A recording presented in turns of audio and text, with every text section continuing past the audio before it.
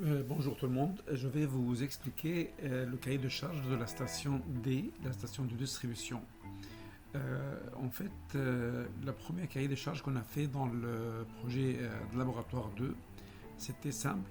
Maintenant, on va modifier notre projet pour qu'il réponde à un nouvel cahier de charge.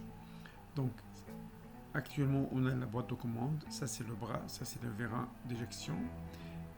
Actuellement, il y a une lampe H503 qui s'allume pour indiquer à l'opérateur qu'il manque des pièces. 1B3, c'est présence pièces. Si je mets des pièces, la lampe est s'éteinte. Maintenant, il y a deux modes de fonctionnement, manuel et automatique. Si j'étais dans le mode manuel, je fais Start. Donc, il va éjecter la pièce. Le bras, il va pivoter vers la gauche, prendre la pièce, transférer la pièce vers la droite et le cycle c'est fini.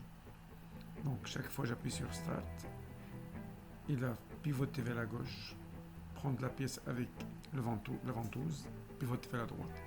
Si maintenant je fais Start, je fais Stop. Donc quand je fais Stop, je fige l'état actuel, l'étape, et si je fais Start, il va reprendre le cycle. Donc si je fais Stop, il va arrêter à la fin de l'action. Si je fais Start, il va reprendre le cycle. Et ça, on va le faire avec l'étape X25, X26, qui est expliquée dans la théorie. Maintenant, si il manque des pièces, je fais Start, il ne faut pas qu'il démarre. Donc, si maintenant il manque une condition, par exemple, ici, il manque une condition initiale, la lampe ici, il s'éteint. Combien de conditions initiales? On a 3 conditions initiales. Première chose, le bras, il faut qu'il soit à droite. Il n'y a pas de vacuum, 1S2. Et le vérin, il est déjà rentré, 1B1. Ça, c'est les 3 conditions initiales. S'il manque une condition, la lampe s'éteint. Maintenant, je vais mettre des pièces. Si j'étais en mode automatique, je fais Start. Donc, il va chercher la pièce. Il va le ramener vers la station T. Il va reprendre la séquence sans appuyer sur Start. Parce que ça, c'est le mode automatique. Donc, tant qu'on est dans le mode automatique, il va continuer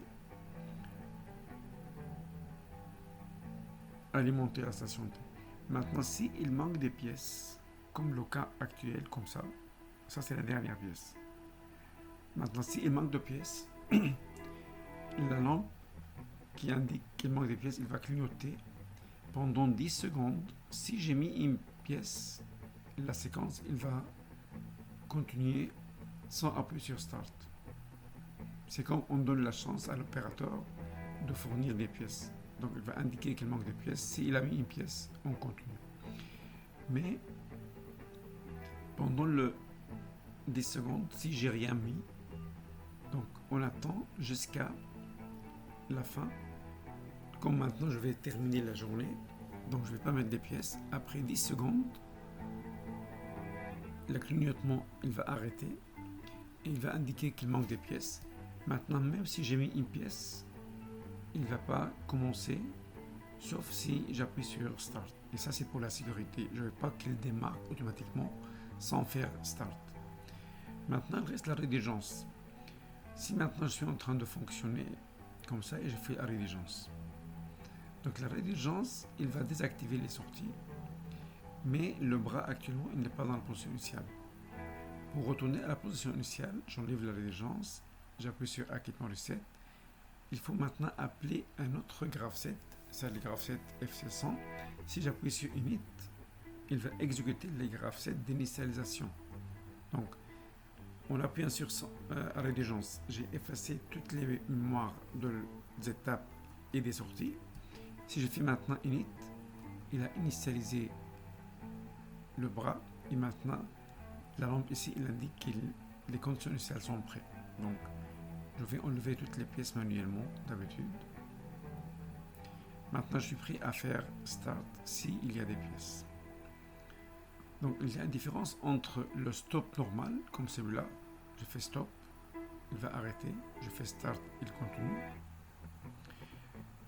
Ça, c'est le stop durant le cycle. Et encore, il y a la rédigence. Si je fais la rédigence, ok. Maintenant, si je fais Start, il ne peut pas commencer. Il faut que j'enlève la régence, je fais reset, je fais init pour initialiser la station avant de commencer. Une fois qu'il était initialisé, je peux maintenant faire start. Bon, pour faire ce projet, on a besoin d'ouvrir les boîtes de commandes. La boîte de commande, c'est celui-là qui contient start, stop, reset, init et le schéma pneumatique, le circuit pneumatique.